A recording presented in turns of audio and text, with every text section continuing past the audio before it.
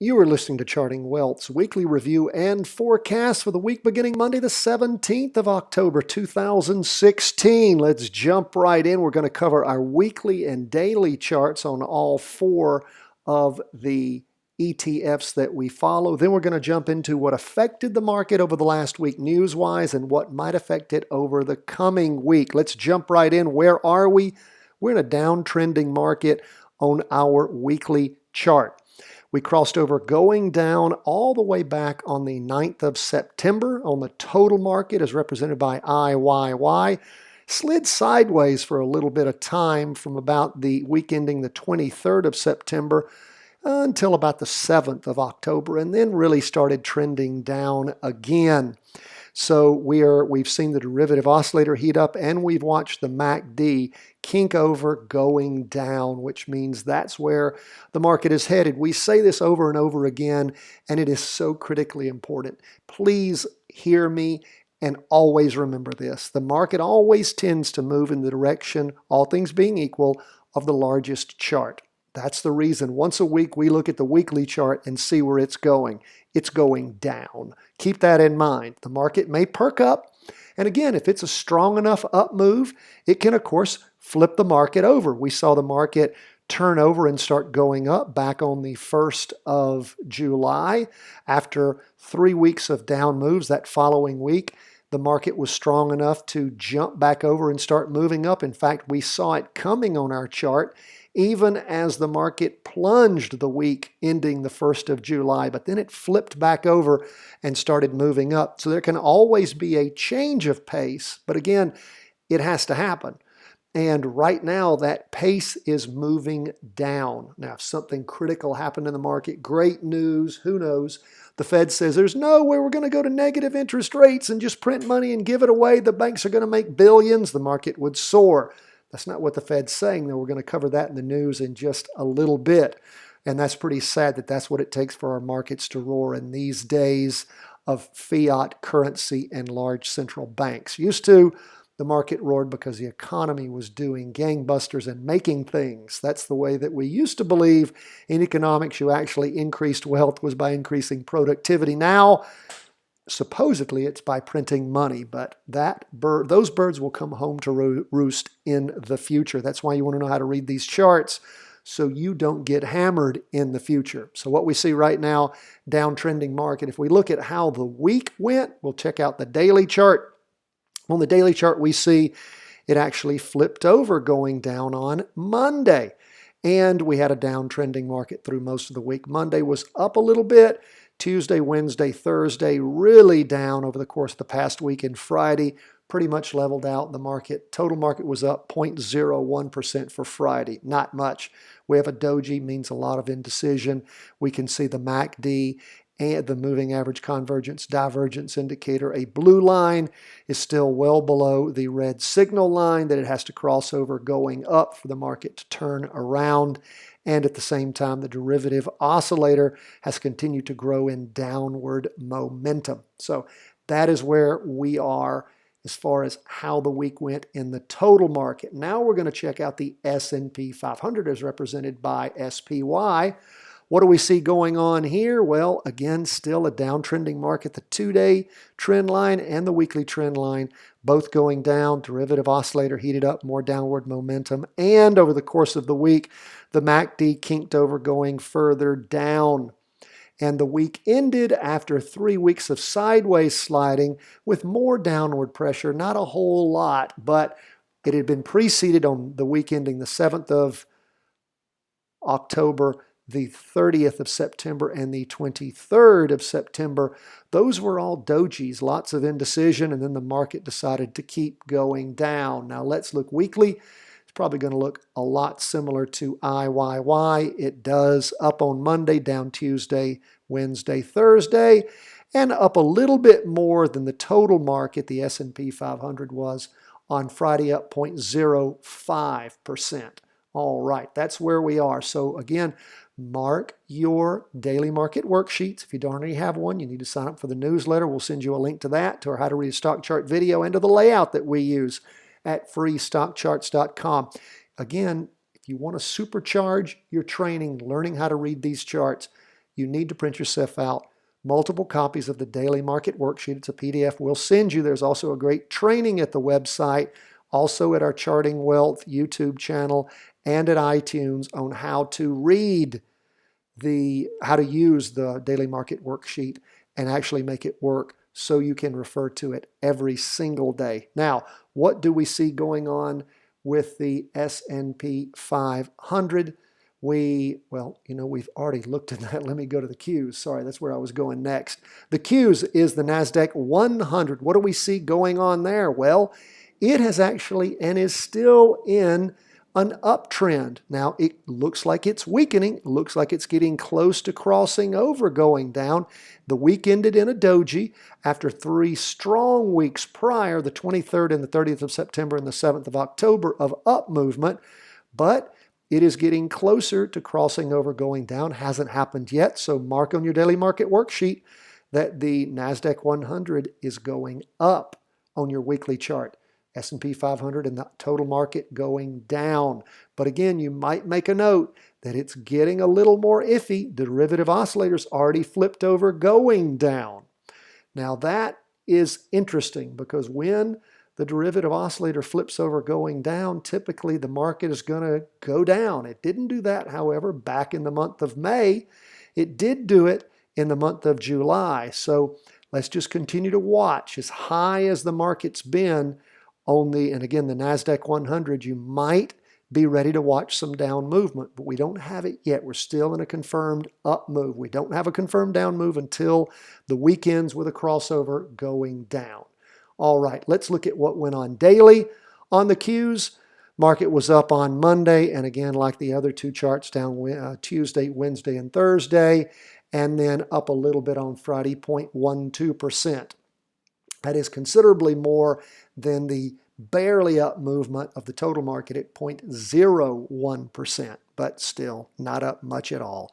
So the derivative oscillator continued to heat up, though, even though the market was up a little bit, and the MACD continued to barrel down. So keep those things in mind. Make sure to mark your daily market worksheets with these weekly trends. Lastly, we're going to go back to the weekly chart. We're going to take a look at gold.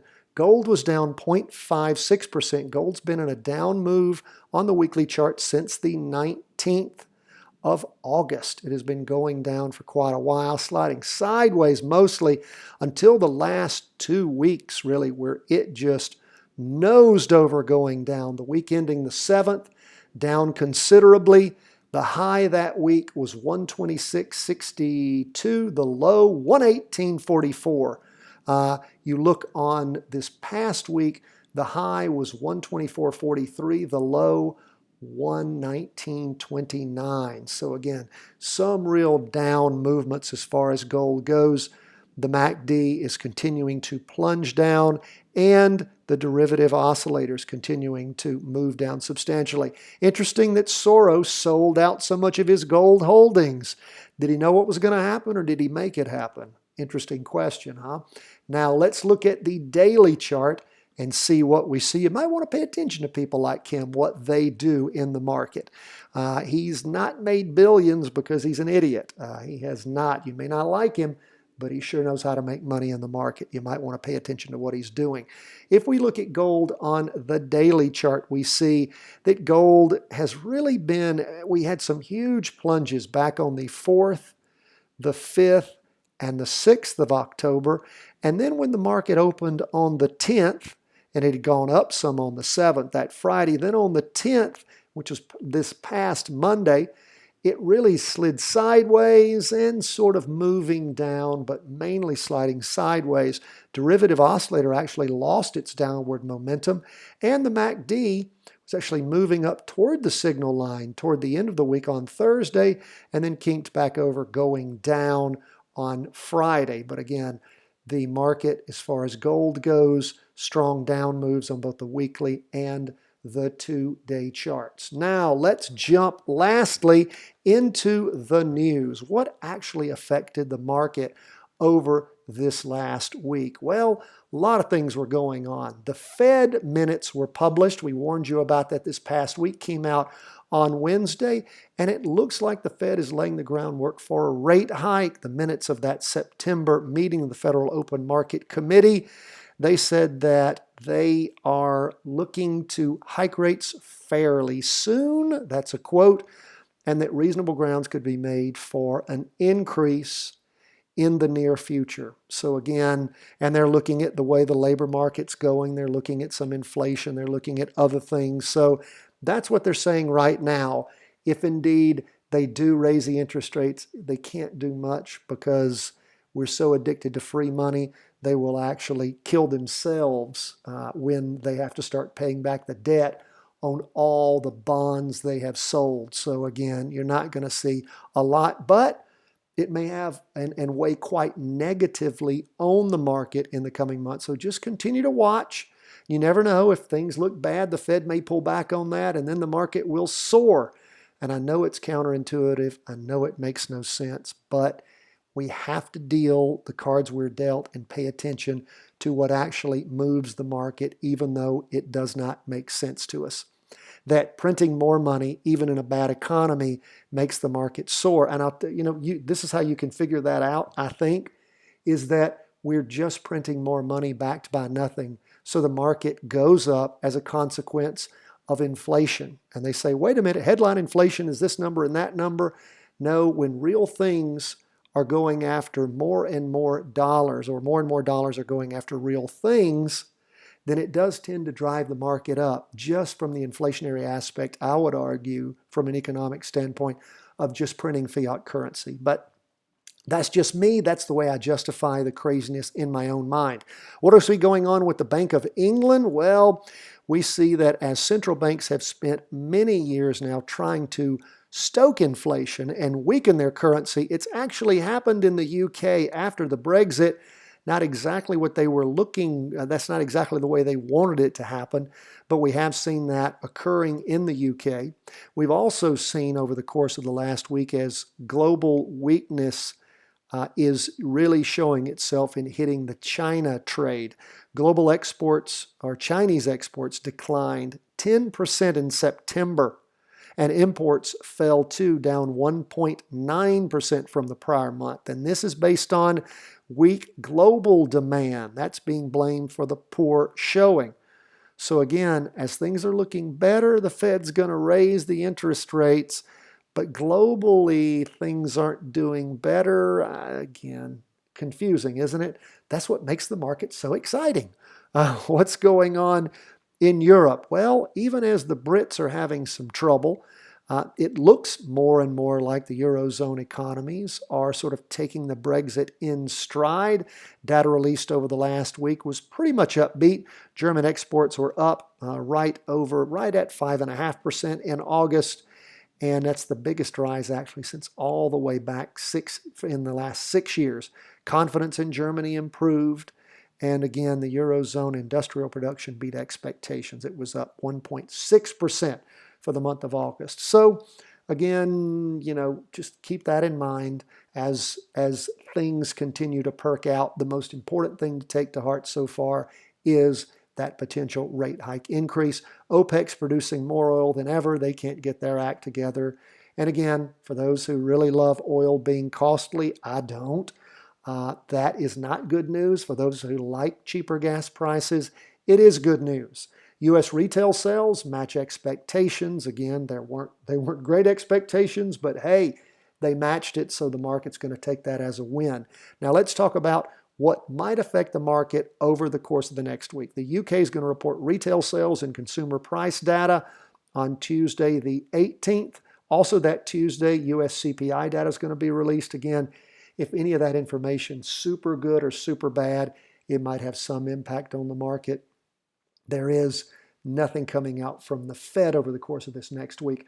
We're going to see Wednesday, the Bank of Canada's rate-setting committee is going to meet. Again, nothing's going to affect our economy all that much with Canada's bank meeting. China is going to report its Q3 GDP, gross domestic product, on Wednesday also. Keep an eye out for that again. If it's super good, super bad, it can affect some things, but again, our market is in a downtrend at this point.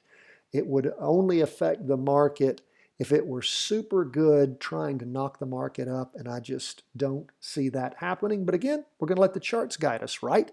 We pay attention to the charts, not the media noise. And then lastly, on Thursday, the 20th, the European Central Bank's Governing Council is going to meet.